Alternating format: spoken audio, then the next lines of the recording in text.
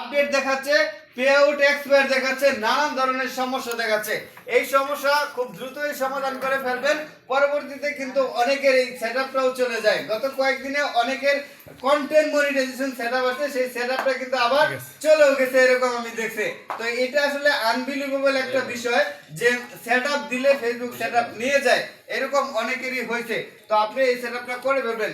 দুলাল ভাই আসছেন গাজীপুর থেকে, আমার নিয়মিত ভিডিও দেখেন, একজন বলতে পারেন যে আমার টপ ফ্যানের চেয়েও টপ ফ্যান। মানে আমার ভিডিওগুলো নিয়মিত দেখেন, অনেক বেশি ভালোবাসেন।